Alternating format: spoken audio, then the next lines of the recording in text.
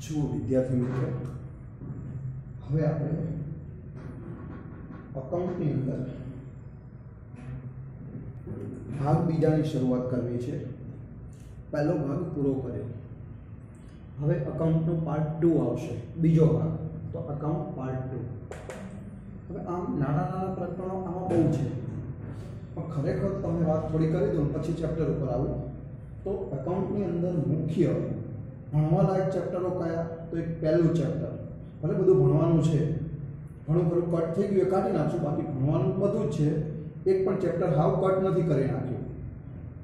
પણ ખરેખર ચેપ્ટરોમાંથી પૂછાવા લાયક એટલે કે આગળ તમારે યાદ રાખવાના એવા ચેપ્ટરો હું તમને કહી દઉં. તો બીજા ભાગમાંથી તમારે પહેલું ચેપ્ટર ભૂલ સુધારણા એ વ્યવસ્થિત ભણવાનું, બીજું ચેપ્ટર ઘસારાના હિસાબો આ વ્યવસ્થિત ભણવાનું, પછી પાંચમું ચેપ્ટર આવશે વાર્ષિક હિસાબો, બહુ જ અગત્યનું. મહિનો, 2 મહિના, 3 મહિના જેટલું ચલાવવું એટલું ચાલે એવું ચેપ્ટર છે. અને કાયમ માટે કોમર્સમાં રહેવાનું, એક દાખલો ગણતા 1 કલાક થાય, બરાબર, એવું ચેપ્ટર છે. જેને નાણાકીય હિસાબી પત્રકો કહેવાય, જેને આપણે વાર્ષિક હિસાબો બોલીએ છીએ બધા. કોમર્સમાં એને વાર્ષિક હિસાબો કહેવાય. નાણાકીય હિસાબી પત્રકો જેને વાર્ષિક હિસાબ તરીકે ઓળખાય. એક દાખલો પૂછાશે 11 ગુણનો અને 1 કલાક થશે ગણતા દરેક ધોરણમાં. પછી આગળ જ્યાં સુધી તમે ભણો ને ત્યાં સુધી એન્યુઅલ એકાઉન્ટ જેને વાર્ષિક હિસાબ કહેવાય એ આવે ને આવે.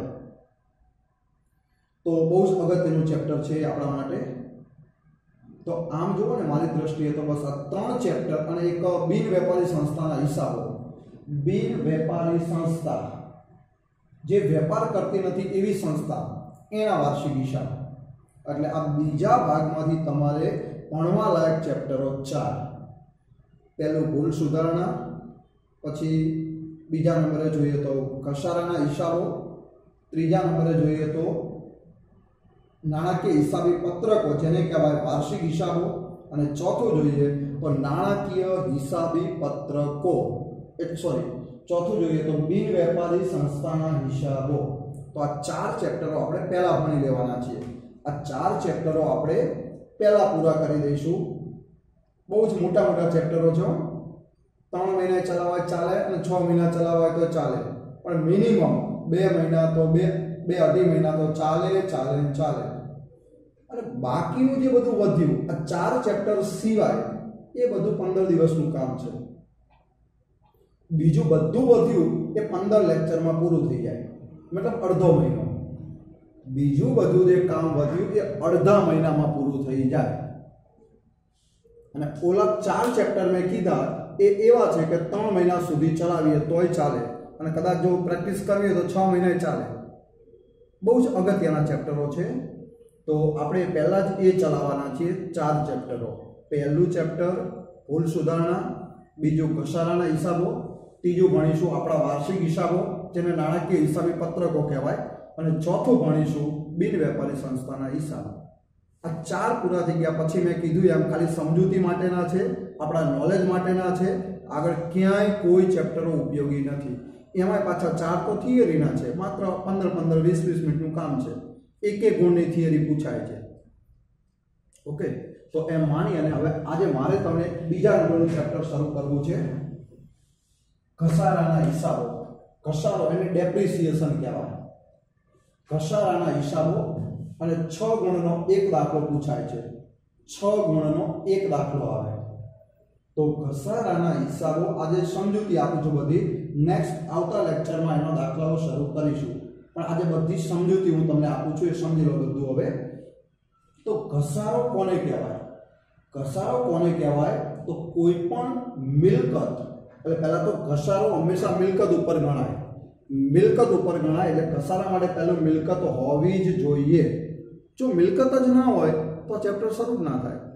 એટલે કોઈ પણ કંપનીમાં, કોઈ પણ પેઢીમાં જે મિલકત હોય એ મિલકતની કિંમતમાં કાળક્રમે નવા સંશોધનને કારણે સમયના વહેણને લીધે જે ઘટાડો થાય છે એ ઘટાડાને ઘસારા તરીકે ઓળખવામાં આવે। ઘસારો કોને કહેવાય? તો મિલકતની કિંમતમાં કાળક્રમે થતો ઘટાડો એટલે ઘસારો। એટલે કોઈ પણ મિલકતની કિંમત સમય અનુસાર જે ઘટે છે, એ જે ઘટે છે ને એને ઘસારો કહેવાય। એટલે મિલકતની કિંમતમાં થતો ઘટાડો એટલે ઘસારો। કેમ ઘટાડો થાય તો એના માટેનું સ્પષ્ટ કારણ આપ્યું કે કોઈ પણ મિલકતમાં નવીન સંશોધન થાય, નવીન શોધખોળ થાય તો એ મિલકતની કિંમત ઘટે। પછી સમયના વહેણને લીધે પણ, મતલબ સમયના વપરાશને લીધે, સમયના વહેણને લીધે સમય પસાર થાય એ પણ મિલકતની કિંમત ઘટે। અને મિલકતના વપરાશને કારણે પણ, મિલકતનો વપરાશ થાય તો પણ એ મિલકત ઘસાય, અને જેમ ઘસાય એમ એની કિંમત ઘટે। એટલે ઘણા બધા કારણો ઘટાડાના છે, પણ મેં વ્યાખ્યા અનુસાર જોવું તો 3 કારણો અપાય કે મિલકતના વપરાશને લીધે, સમયના વહેણને લીધે કે નવીન શોધખોળને લીધે મિલકતની કિંમતમાં થતો ઘટાડો એટલે ઘસારો। રાઈટ, યાદ રહેશે, એક ગુણમાં પૂછાય તો યાદ રાખજો। ઘસારો એટલે શું? તો કહી શકાય કે મિલકતના વપરાશને લીધે, સમયના વહેણને લીધે કે મિલકતમાં થતા નવીન શોધખોળને લીધે મિલકતની કિંમતમાં થતો ઘટાડો એટલે ઘસારો। હવે આવો ઘસારો ગણવા માટેની પદ્ધતિઓ અલગ અલગ 10 પદ્ધતિઓ છે, પણ એમાંથી આપણે ભણવાની છે માત્ર 2 પદ્ધતિ, બરાબર? બીજી 8 પદ્ધતિ ક્યારે કોઈ ઉપયોગી નથી। ઘસારો ગણવા માટે પણ આવકવેરાના કાયદા પ્રમાણે, ઇન્કમ ટેક્સના રૂલ્સ પ્રમાણે આ 2 પદ્ધતિઓ આજે આખા ભારતમાં વપરાય છે। એટલે કોઈ પણ કંપની ઘસારો ગણે તો બેમાંથી એક રીતે ગણશે। કઈ 2 પદ્ધતિ છે? તો ઘસારો ગણવા માટે પહેલી પદ્ધતિનું નામ છે સીધી લીટીની પદ્ધતિ। સીધી લીટીની રીત, જેને કહેવાય છે સરખા હપ્તા, સરખા હપ્તાની પદ્ધતિ। તો કોઈ આને સીધી લીટીની પદ્ધતિ બોલે, કોઈ આને સરખા હપ્તાની પદ્ધતિ બોલે। અને બીજી પદ્ધતિનું નામ છે ઘટતી જતી બાકીની પદ્ધતિ, ઘટતી જતી બાકીની રીત। તો ઘસારાને ગણવા માટે 2 રીતો આપું છું। ઘસારાને ગણવી હોય તો સીધી લીટીની પદ્ધતિ અને ઘટતી જતી બાકીની પદ્ધતિ, આ બેમાંથી કોઈ પણ પદ્ધતિનો ઉપયોગ કરી અને ઘસારો ગણી શકાય। રકમમાં જે પદ્ધતિ કીધી હોય એ પદ્ધતિથી ગણવાનું। રકમમાં કીધું જ હશે કે ભાઈ સરખા હપ્તાની પદ્ધતિથી 10% લેખે ઘસારો કાપો, અથવા એવું કીધું હોય કે ઘટતી જતી બાકીની રીતે 10% લેખે ઘસારો કાપો। 10%, 8% કંઈ પણ મોટે ભાગે 10% જ હોય છે। તો હવે 2 પદ્ધતિમાં શું ડિફરન્ટ છે એ હું સમજાવું છું તમને। એક ઉદાહરણ લઈએ।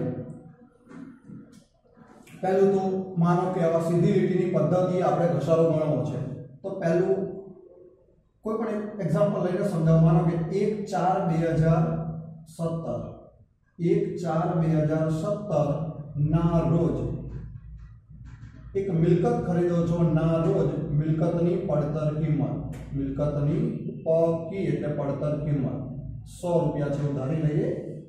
1/4/17 ના રોજ, તારીખ ગમે તે આપણે, મેં એક તારીખ લઈ લીધી એટલે આપણને સમજાવવા માટે તમને। તો 1/4/17 ના રોજ એક મિલકત આપણે ખરીદી અને એ મિલકતની પડતર કિંમત 100 રૂપિયા છે માની લો।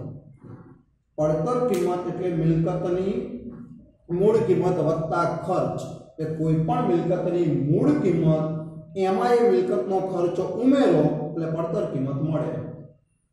દાખલા તરીકે 96 રૂપિયા મૂળ કિંમત હોય, મિલકતની મૂળ કિંમત 96 રૂપિયા અને 4 રૂપિયા એ મિલકતને લાવવા માટેનો ખર્ચ થતો હોય।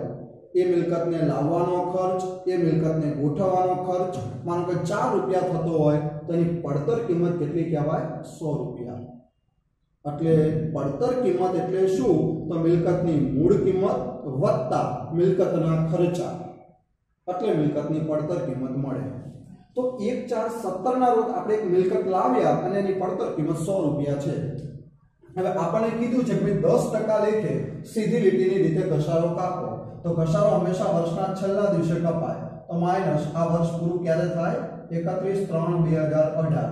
જોજો ઘણાને તો 17 માં ચાલુ થઈને 18 માં પૂરું થાય તો 2 વર્ષમાં થઈ ગયા ના થાય 1 4 17 થી વર્ષ ચાલુ થશે હવે દરેકમાં નામાનું વર્ષ એપ્રિલ મહિનામાં ચાલુ થાય અને પછીના માર્ચમાં પૂરું થાય 1 4 17 માં ચાલુ થાય તો 31 3 18 પૂરું થાય 12 મહિના થયા જુઓ ચોથો પાંચમો છઠ્ઠો સાતમો આઠમો નવમો 10મો 11મો 12મો મહિનો એટલે 2017 નું વર્ષ પૂરું થઈ જાય હવે 18 નું વર્ષ ચાલુ થાય પણ એમાં પહેલો બીજો અને ત્રીજો 3 મહિના આ ત્રીજો તો આવી રીતે 12 મહિનાનું વર્ષ હોય 2017 ના વર્ષના 9 મહિના આવે અને 2018 ના વર્ષમાં 3 મહિના આવે એટલે આ 9 મહિના અને આ 3 એમ કરીને 12 મહિનાનું વર્ષ થાય એટલે 17 માં ચાલુ થાય તો 18 માં પૂરું થાય 1 4 18 ચાલુ થાય તો 31 3 19 પૂરું થાય હંમેશા ચોથા મહિનામાં વર્ષ ચાલુ થશે ત્રીજા મહિનામાં પૂરું થશે 17 માં ચાલુ થયું તો 18 માં પૂરું થાય 18 માં ચાલુ થાય તો 19 માં પૂરું થાય રાઈટ તો ઘસારો હંમેશા વર્ષના છેલ્લા દિવસે ઘણા વર્ષ પૂરું થાય ત્યારે તો 31 3 18 ના રોજ ઘસારો કેટલા ટકા કીધો છે 10% તો આ જે પડતર કિંમતો એના 10% એટલે 10 રૂપિયા 10% લેખે ઘસારો ગણો તો આના 10% એટલે 10 રૂપિયા અને આ એક વર્ષ પૂરું થાય એટલે બીજું વર્ષ ચાલુ થાય એટલે આનો બીજો દિવસ કયો 1/4/2018 31/3/18 નો બીજો દિવસ કયો થાય 1/4/2018 માટે 31 એટલે પછી પહેલી તારીખ આવે ત્રીજો મહિનો પૂરો ચોથો વર્ષ તો એક છે તો આ બીજું વર્ષ ચાલુ થાય તો ના રોજ હવે મિલકતની હવે આ પડતર કિંમત હતી એ હવે બાકી બની જાય જે દિવસે ખરીદો એ પડતર કિંમત કહેવાય પણ ઘસારાને બાદ કર્યા પછીની જે કિંમત એને શું કહેવાય મિલકતની બાકી એટલે મિલકતની બાકી 90 રૂપિયા આવે પછી આ બીજું વર્ષ પૂરું થશે ક્યારે 31/3/2019 1/4/18 ચાલુ થયું ક્યારે પૂરું થાય 31/3/19 ના રોજ ઘસારો એટલે વર્ષના છેલ્લા દિવસે ઘસારો પણ જોજો કઈ પદ્ધતિ વાપરવાની છે સીધી લીટી સરખા હપ્તા તો આ મિલકતની જે પડતર કિંમત હોય એને જ ધ્યાનમાં લેવાય તો આના જ 10% એટલે પાછા 10 રૂપિયા વર્ષ ગમે તે હોય પણ પડતર કિંમતને જ ધ્યાનમાં લઈને ઘસારો કાપવાનો તો 10 રૂપિયા આ પડતર કિંમતના જ 10% એટલે 10 રૂપિયા તો હવે ત્રીજું વર્ષ શરૂ થશે એટલે આનો બીજો દિવસ કયો 1/4/2019 આનો બીજો દિવસ એટલે 1/4/2019 ના રોજ મિલકતની બાકી હંમેશા ઘસારો બાદ કરી દો આ પડતર કિંમતમાંથી ઘસારો બાદ કરો એટલે બાકી એટલે હવે બધામાં ઘસારો બાદ કરો એટલે બાકી શબ્દ આવે પહેલા ખાલી પડતર કિંમત હોય તો મિલકતની બાકી કેટલી રહેશે 80 રૂપિયા પાછું ત્રીજું વર્ષ પૂરું થાય ક્યારે 31/3/2020 1/4/19 ચાલુ થયું છે પૂરું ક્યારે થાય 31/3/2020 ના રોજ ઘસારો આ વર્ષનો છેલ્લો દિવસ પર ના રોજ ઘસારો પણ 10% લેખે પણ કોના 10% તો જે પડતર કિંમત હોય ને એના તો ધ્યાન રાખજો પડતર કિંમત જે હોય એને જોવાની તો આના 10% એટલે પાછો 10 રૂપિયા તો તમે સમજી ગયા હવે આ રીતે પહેલા વર્ષનો ઘસારો 10 રૂપિયા આ બીજા વર્ષનો ઘસારો 10 રૂપિયા ત્રીજા વર્ષનો ઘસારો પણ 10 આમ ગમે તે વર્ષ હોય પણ ઘસારાની રકમ કેવી આવે છે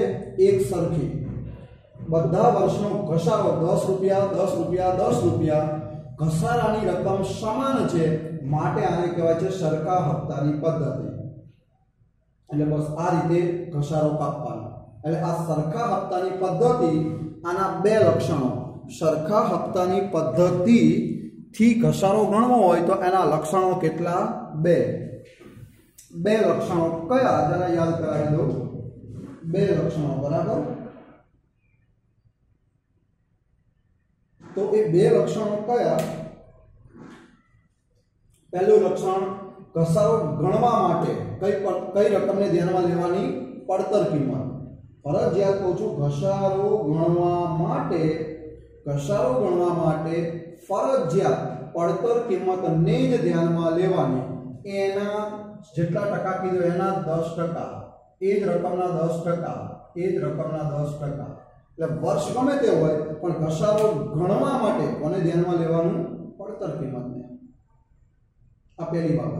અને બીજી આ પદ્ધતિની ખાસિયત કે ઘસારાની રકમ પહેલા વર્ષે 10 રૂપિયા, બીજા વર્ષનો ઘસારો 10, ત્રીજા વર્ષનો ઘસારો 10. એટલે દરેકે દરેક વર્ષે ઘસારાની રકમ કેવી રહેશે? એક સરખી.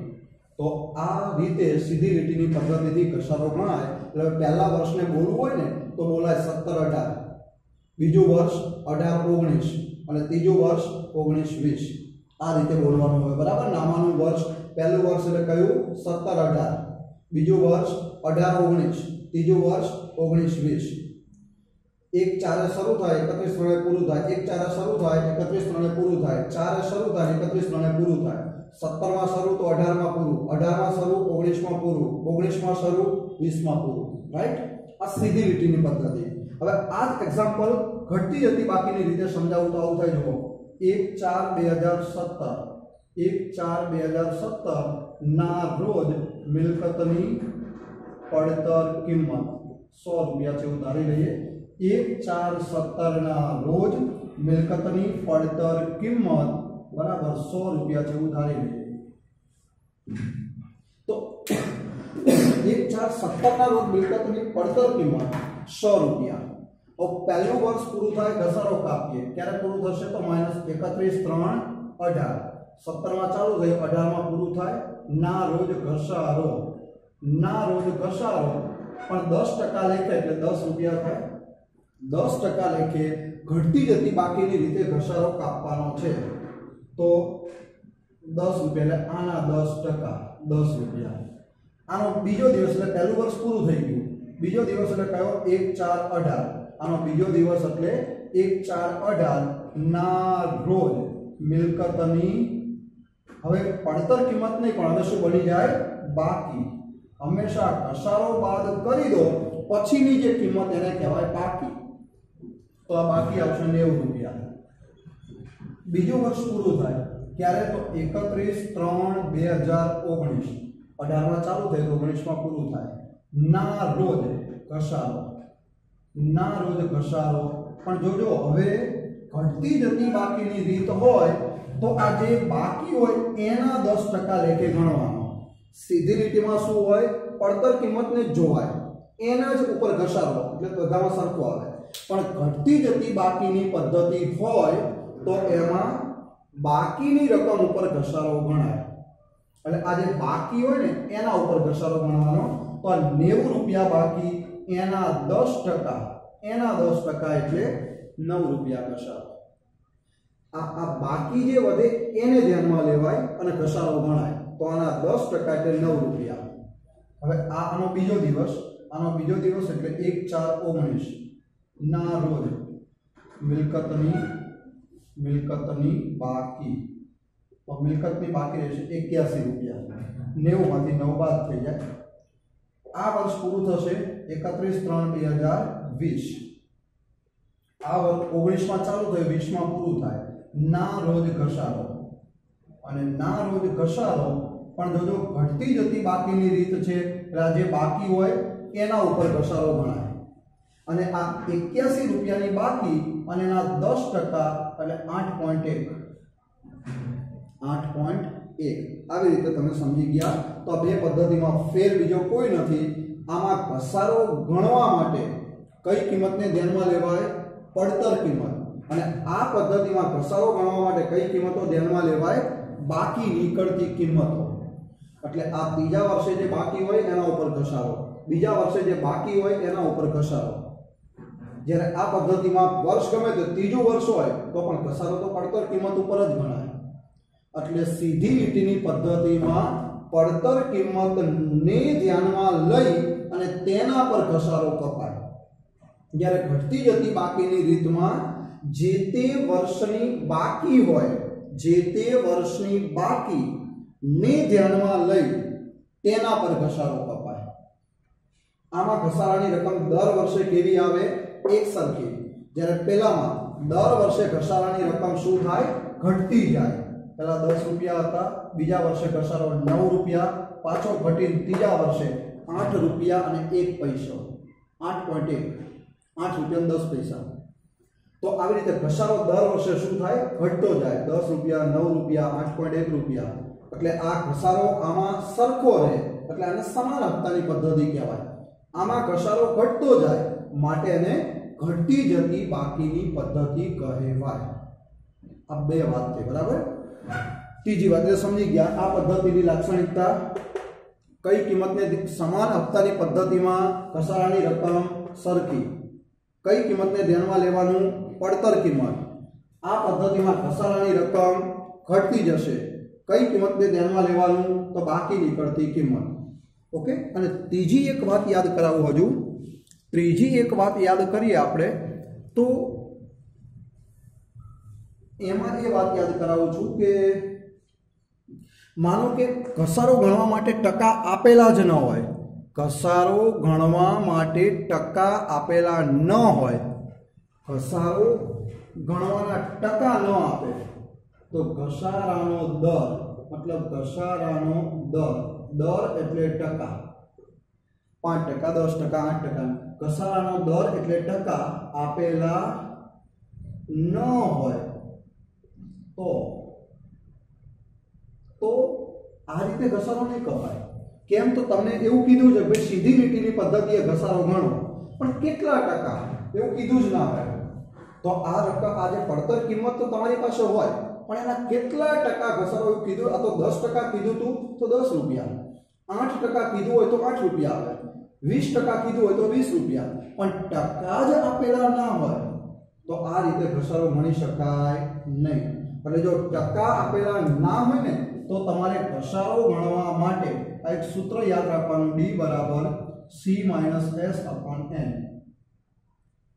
જો ઘસારો ગણવાના ટકા આપેલા ના હોય, 10% ઘસારો ગણો, 8% ગણો એવું ન હોય, કોઈ ટકાવારી જ ન હોય તો આ સૂત્ર યાદ રાખવાનું. તો આ રીતે નહીં. કયું? D = C - S/N. આ સૂત્રથી ઘસારો ગણવાનો. જ્યાં D કોને કહેવાય? તો D એટલે વાર્ષિક ઘસારો, એટલે એક વર્ષનો ઘસારો મળશે, જેને ડેપ્રિસિએશન કહેવાય. D એટલે ડેપ્રિસિએશન, મતલબ વાર્ષિક ઘસારો. C એટલે કોસ્ટ એટલે પડતર કિંમત, તો મિલકતની પડતર કિંમત, એને C કહેવાય. S એટલે સ્ક્રેપ, અને સ્ક્રેપ એટલે ભંગાર. સ્ક્રેપ એટલે ભંગાર, તો મિલકતની ભંગાર કિંમત, એને S કહેવાય. અને N એટલે નંબર્સ એટલે કેટલા વર્ષ, તો મિલકતનું આયુષ્ય કેટલા વર્ષ. તો આ રીતે D એટલે વાર્ષિક ઘસારો, જેને ડેપ્રિસિએશન કહેવાય. C એટલે મિલકતની પડતર કિંમત, જેને કોસ્ટ કહેવાય. S એટલે મિલકતની ભંગાર કિંમત, જેને સ્ક્રેપ કહેવાય. અને N એટલે મિલકતનું અંદાજિત આયુષ્ય, જેને N કહેવાય. તો ટકા ન આપે ત્યારે તમે આ પદ્ધતિથી ઘસારો ગણજો, બરાબર. ટકા આપેલા ના હોય તો આ પદ્ધતિથી ઘસારો ગણવાનો. ઓકે. અને હવે એક વાત યાદ કરાવી દઉં. તો આ ત્રણ બાબતો તો તમને ખ્યાલ આવી ગયો.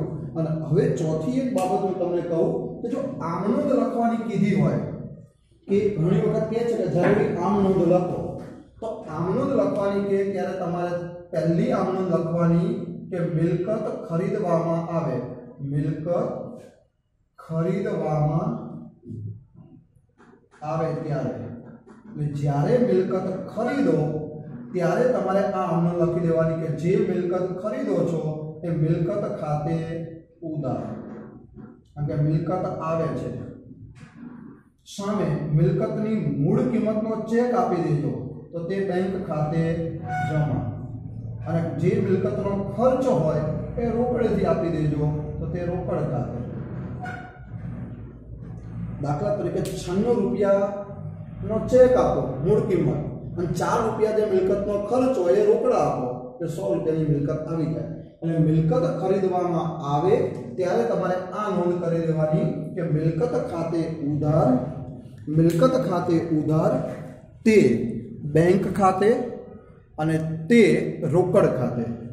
બેંક ખાતે એટલે મિલકતની મૂળ કિંમત, રોકડ ખાતે એટલે મિલકતનો ખર્ચ અને અહીંયા મિલકતની પડતર કિંમત. પછી બીજું, હવે મિલકત આવી ગઈ એટલે હવે મિલકત ઉપર ઘસારો ગણાય. તો મિલકત પર ઘસારો ગણવામાં આવે ત્યારે મિલકત ઉપર ઘસારો ગણીએ તો શું આમનોંધ કરવી? એમ તો મિલકત ઉપર ઘસારો ગણીએ તો ઘસારો આપણો ખર્ચ કહેવાય અને ખર્ચના નામે ઉધાર. તો ઘસારા ખાતે ઉધાર તે જે તે મિલકત ઉપર ગણાય એટલે મિલકત ખાતે જમા. તો તે મિલકત ખાતે જમા. તો ઘસારો ગણવામાં આવે ત્યારે ઘસારા ખાતે ઉધાર થાય અને મિલકત ખાતે જમા થાય. અને ત્રીજી બાબત, આ મિલકતનું આ ઘસારા ખાતું બંધ કરવામાં આવે. ઘસારા ખાતું બંધ કરવામાં આવે ત્યારે તો વર્ષના અંતે આ જે ઘસારો ગણ્યો હોય એ ઘસારાનું ખાતું બંધ કરવામાં આવે. હવે ઘસારો ગણ્યો ત્યારે ઘસારા ખાતે ઉધાર હોય તેને બંધ કરવા માટે શું કરાય? જમા. એટલે ઘસારો જમા થાય એટલે ઘસારા ખાતું બંધ થઈ જશે. પણ ઘસારો એ બંધ થઈ અને ક્યાં જશે? નફા નુકસાન ખાતામાં. તો નફા નુકસાન ખાતે ઉધાર તે ઘસારા ખાતે. એટલે ટૂંકમાં ઘસારા ખાતું બંધ થઈ ગયું અને ક્યાં જતું રહ્યું? તો નફા નુકસાન ખાતામાં ઉધાર લાગ્યું. એટલે આ નફા નુકસાન ખાતું એ વાર્ષિક હિસાબો ભણીએ ત્યારે આવશે. તો આ ત્રણ જો આમનોંધ લખવાની કહે તો આ ત્રણ આમનોંધ પહેલા લખી દેવાની કે મિલકત ખરીદો ત્યારે, પછી મિલકત ઉપર ઘસારો ગણો ત્યારે અને છેલ્લે ઘસારા ખાતું બંધ કરીએ ત્યારે. તો આટલી બાબતો બાળકો તમારે ધ્યાનમાં રાખવી પડે અને આટલી બાબતો ધ્યાનમાં રાખી અને આપણે નેક્સ્ટ આવતા લેક્ચરમાં દાખલાઓ શરૂ કરીશું. એટલે બહુ જ શાંતિથી આ બધી થિયરી તમે 2-3 વખત આ વિડીયો લેક્ચર સાંભળજો, બધી જ થિયરી યાદ રાખજો અને પછી આપણે આવતા લેક્ચરમાં શરૂ કરીશું એક દાખલો. બરાબર? આજના લેક્ચરમાં આટલું રહેવા દઈએ ત્યારે તો ઓકે. તો બધી થિયરી તમે શાંતિથી 1-2 વખત ધ્યાનથી ભણજો. બરાબર? કારણ કે આ બધી જ થિયરી આવડે તો જ દાખલાઓમાં ખ્યાલ આવશે, બાકી નહીં આવે. એટલે આમનોંધ લખવાની કે તો આ 3 આમનોંધ. પહેલા મિલકત ખરીદો તો મિલકત ખાતે ઉધાર, તે બેંક ખાતે, તે રોકડ ખાતે.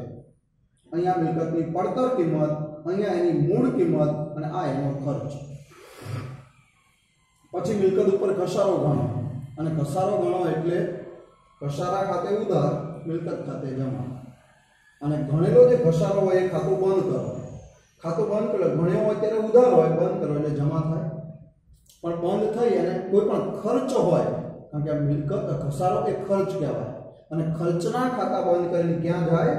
નાનું ખાતામાં. નાનું ખાતું એટલે નફા નુકસાન ખાતું, જેને ટૂંકમાં આપણે નાનું ખાતું કહીએ છીએ. નાનું એટલે નફા નુકસાન ખાતું. તો ઘસારો બંધ થઈ અને કયા ખાતે જશે? નાનું ખાતામાં ઉધાર બાજુ. તો નફા નુકસાન ખાતે ઉધાર તે ઘસારા ખાતે. જો ઘસારાની ટકાવારી આપી ના હોય તો પેલું સૂત્ર વાપરજો. ડી એટલે ડેપ્રિસિએશન, સી એટલે કોસ્ટ, એસ એટલે સ્ક્રેપ, એન એટલે નંબર્સ. સી એટલે પડતર કિંમત, એસ એટલે ભંગાર કિંમત, એન એટલે મિલકતનું આયુષ્ય અને ડી એટલે 1 વર્ષનો ઘસારો. આ ઘટતી જતી બાકીની રીતમાં બાકી ઉપર ઘસારો અને સીધી લીટીની પદ્ધતિમાં પડતર કિંમત ઉપર ઘસારો, બસ બેઝિક આટલું તમારે યાદ રાખવાનું. તો બધું જ આખા ઘસારાનું પ્રકરણ 6 ગણનો દાખલો ગણી શકાય. ઓકે બાળકો, આજના લેક્ચરમાં હું આટલું રહેવા દઉં છું.